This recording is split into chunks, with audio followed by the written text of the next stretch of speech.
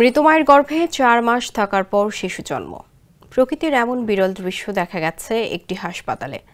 ভাবুন তো, মা হচ্ছেন ব্রেইন ডেড, অর্থাৎ তার মস্তিষ্ক কাজ করা বন্ধ করে দিয়েছে। এমনকি তার শ্বাস প্রশ্বাস বা হৃদস্পন্দনও স্বাভাবিক না। এরই মধ্যে তার গর্ভে বেড়ে উঠেছে একটি শিশু। সম্প্রতি তেমনই এক অকল্পনীয় ঘটনা ঘটেছে, যেখানে এক মা টানা 6 মাস লাইফ সাপোর্টে থেকে শেষ পর্যন্ত সুস্থ একটি সন্তানের জন্ম দিয়েছেন।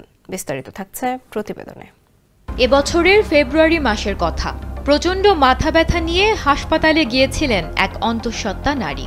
ওষুধ দিয়ে হাসপাতাল থেকে ছেড়ে দেওয়া হয়েছিল তাকে, কিন্তু পরদিন তার ঘুম ভাঙে প্রচণ্ড শ্বাসকষ্ট নিয়ে। Original product, best service and best offer. Your right choice, Transcom Digital.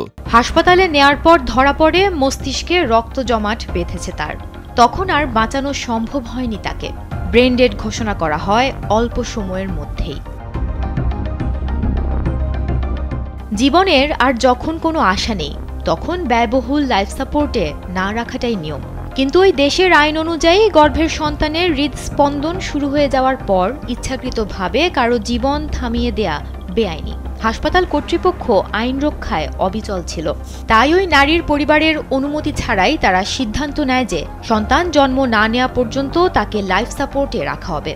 ফলে পরিবার চাইলেও তার লাইফ সাপোর্ট বন্ধ করতে পারেননি। হাসপাতাল কর্তৃপক্ষ কেবল আইনের নির্দেশ মেনেই ওই নারীর মৃত্যুর পরও তার দেহ কৃত্রিমভাবে সচল রাখে। লাইফ সাপোর্টে থাকা ওই নারীর মৃতদেহে কৃত্রিমভাবে শ্বাস প্রশ্বাস, হৃদস্পন্দন ও রক্ত সঞ্চালন চলতে থাকে। এই প্রক্রিয়ায় তার জরায়ুও সচল রাখা হয়, যাতে গর্ভের সন্তান স্বাভাবিকভাবে বৃদ্ধি পেতে পারে। এ নিয়ে বিবিসির করা প্রতিবেদনে জানা যায়, ফেব্রুয়ারি থেকে জুন মাস পর্যন্ত ঠিক এভাবেই চলছিল সব। জুন মাসে সিজারের মাধ্যমে জন্ম হয় সেই সন্তানের। জন্মের সময় শিশুটির ওজন ছিল 2 পাউন্ডেরও কম। জীবিত একজন মায়ের গর্ভে থাকার সুযোগ হলে হয়তো তার ওজনটা বেশি হতো।